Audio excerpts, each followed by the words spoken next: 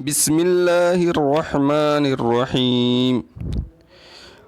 قرآن کو اللہ نے لوگوں کی ہدایت کے لیے رسول اللہ صلی اللہ علیہ وسلم پر نازل فرمایا۔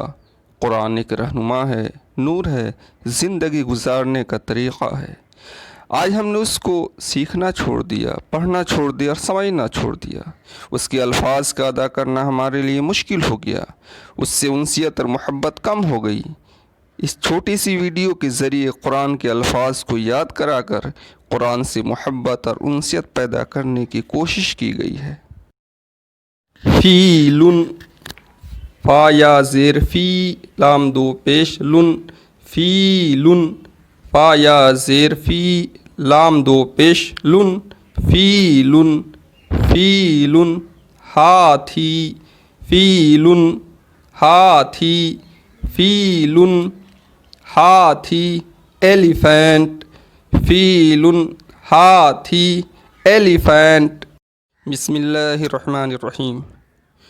فیل لفظ کا استعمال قرآن میں صرف ایک بار ہوا ہے اور اس نام سے ایک سورۃ الفیل ہے۔ اس کی پہلی آیت الم تر کیف فعل ربک باصحاب الفیل میں اللہ تعالیٰ نے فیل کا تذکرہ کیا ہے کہ آپ نے نہیں دیکھا کہ اللہ تعالیٰ نے ہاتھی والوں کے ساتھ کیا معاملہ کیا۔ یہ اس واقعے کا ذکر ہے جس کی طرف اللہ تعالیٰ اس لفظ کو لا کے اشارہ کر رہا ہے۔ یہ واقعہ آپ صلی اللہ علیہ وسلم کے پیدائش کے سال کا ہے۔ عرب کا شہر مکہ، جس میں اللہ کا سب سے پہلا گھر بیت الحرام یعنی کعبہ ہے، پوری دنیا سے لوگ ابراہیم علیہ السلام کے وقت سے حج کرنے وہاں جاتے ہیں۔ یمن میں ایک بادشاہ جس کا نام ابرہہ تھا، وہ کعبہ کو توڑنے کے لیے ایک فوج لے کر نکلا جس میں بہت سارے ہاتھی تھے، جس کی وجہ سے ہاتھی والوں کا لشکر کہا جاتا تھا۔ جب وہ کعبہ کے قریب پہنچے تو اللہ نے چھوٹے چھوٹے پرندوں کے بہت سارے جھنڈ بھیجے جن کے چونچ اور پنجوں میں پکی ہوئی مٹی کے پتھر تھے۔ جب یہ پرندے ان پتھروں کو اس لشکر پہ گراتے تو پتھر جس پر لگتا وہ مر جاتا اور کھائے ہوئے بھوسے کی طرح ہو جاتا۔ بسم اللہ الرحمن الرحیم۔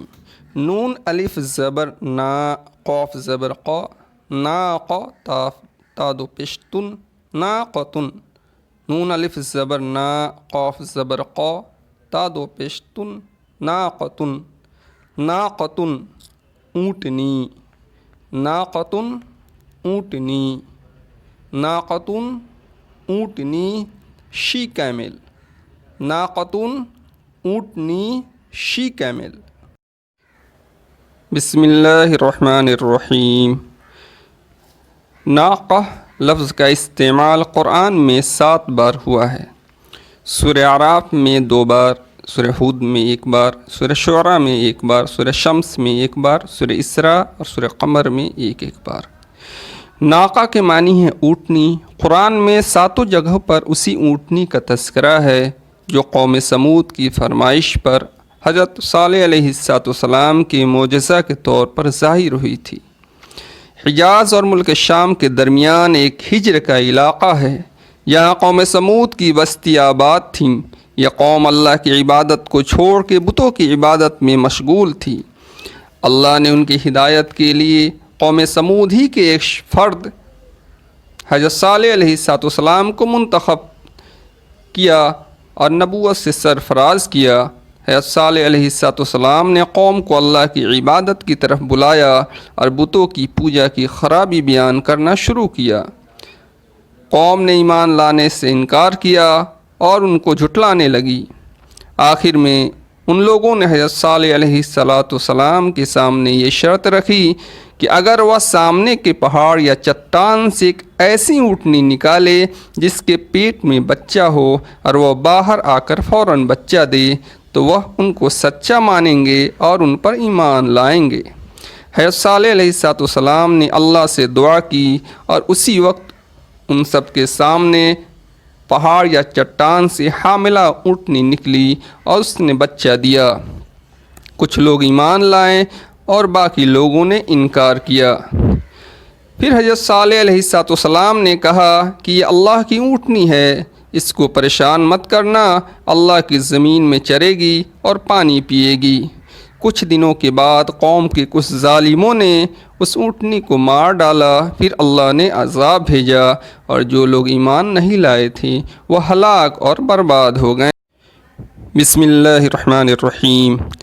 قسورۃ، قاف سین زبر قس، واو زبر و، را زبر را، قسور تا دو پیشتن، قسورۃ، قاف سین زبر قس، واو زبر و، را زبر را، قسور تا دو پیشتن، قسورۃ، قسورۃ شیر، قسورۃ شیر، قسورۃ شیر لائن، قسورۃ شیر لائن، قسورۃ شیر لائن۔ بسم اللہ الرحمن الرحیم۔ قسورہ لفظ کا استعمال قرآن میں ایک بار ہوا ہے۔ سورہ مدثر کی آیات 51۔ اعوذ باللہ من الشیطان الرجیم، بسم اللہ الرحمن الرحیم۔ کأنہم حمر مستنفرہ فرت من قسورہ، گویا کہ وہ بت کیے ہوئے گدھے ہیں جو شیر سے بھاگے ہوئے ہوں۔ اللہ تعالیٰ نے کفار مشرکین کی ایک مثال پیش کی ہے کہ جس طرح وہ اللہ تعالیٰ کے حکموں کی نافرمانی کرتے ہیں، قرآن کی آیات کو سن کے بھاگ رہے ہیں، آپ صلی اللہ علیہ وسلم کی تعلیمات کو سن کے اعراض کر رہے ہیں، وہ اس گدھے کی طرح بھاگنا ان کا ہے جو ایک گدھا ایک شیر کو دیکھ کے جس طرح بدحواشی کے عالم میں بدکتا ہے اور بھاگتا ہے، اسی طرح یہ کفار مشرکین آپ صلی اللہ علیہ وسلم کی تعلیمات اور قرآن کی آیات کو سن کے اس سے اعراض کرتے ہیں اور اس گدھے کی طرح بھاگتے ہیں۔ بسم اللہ الرحمن الرحیم۔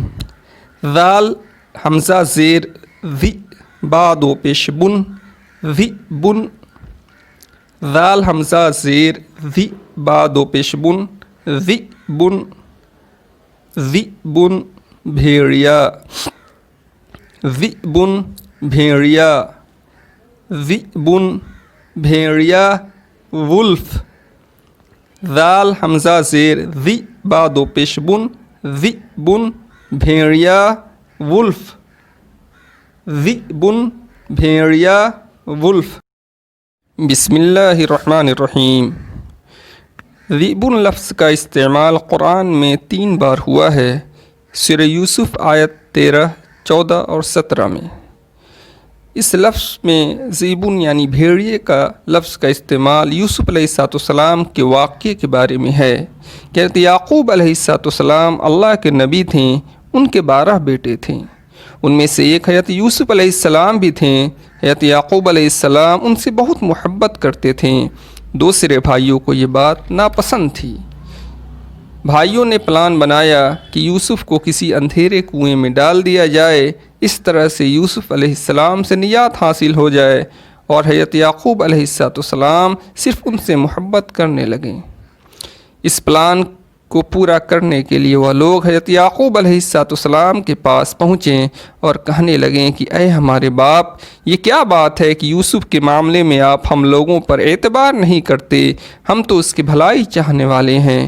آپ کل ہمارے ساتھ اس کو بھیج دیں، خوب کھائے اور کھیلے، اور ہم اس کی حفاظت کرنے والے ہیں۔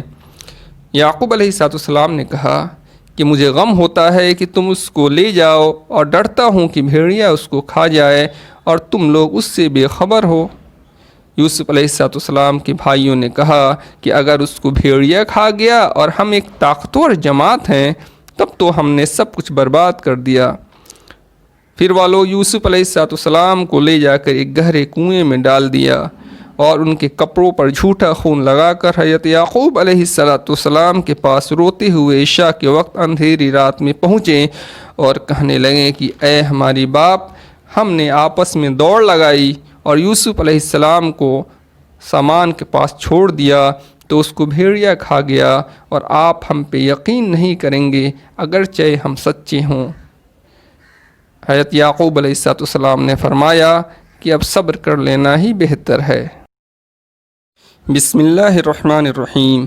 کاف لام زبر کل، با دو پیش بن، کل بن، کاف لام زبر کل، با دو پیش بن، کل بن، کلبن کتا، کلبن کتا، کلبن کتا، ڈاگ، کاف لام زبر کل، بعد و پیش بن، کلبن کتا، ڈاگ، کلبن کتا، ڈاگ۔ بسم اللہ الرحمن الرحیم۔ کلبن لفظ کا استعمال قرآن میں 5 جگہ ہوا ہے۔ سورہ کہف آیت نمبر 18 میں 1 بار اور آیت نمبر 22 میں 3 بار، سورہ اعراف میں آیت نمبر 176 میں 1 بار۔ سورہ کہف میں چاروں جگہ پہ جو کلبن کا ذکر ہے وہ اس کتے کی طرف اشارہ ہے جو کہف والوں کے ساتھ تھا۔ واقعہ یہ ہے کہ کچھ نوجوانوں کو اللہ نے ہدایت دی جبکہ ان کی قوم اور وہاں کا بادشاہ دقیانوس مشرک تھا۔ ان نوجوانوں نے بتوں کی عبادت چھوڑ کر اللہ کی عبادت شروع کر دی۔ بادشاہ کو خبر ہوئی تو اس نے ان کو بلایا اور ان سے اس کے بارے میں سوال کیا۔ اللہ نے ان کے دلوں کو مضبوط کر دیا۔ جب وہ بادشاہ کے سامنے کھڑے ہوئے پھر بولیں کہ ہمارا رب زمین و آسمان کا پیدا کرنے والا ہے، اور بادشاہ کو ایمان کی دعوت دی۔ بادشاہ نے دھمکی دے کہ ایمان کو چھوڑ دو اور مشرکانہ اعمال کرنا شروع کر دو اور بتوں کی عبادت کو شروع کرو، اور کچھ دن کا مہلت دے کے چھوڑ دیا۔ ان لوگوں نے مشورہ کیا کہ اگر ہم یہاں پہ رہیں تو پھر شرک میں ملوث ہو جائیں گے۔ جب ہم ان لوگوں سے اور ان کے معبودوں سے الگ ہو گئے ہیں تو کسی غار میں پناہ لیں۔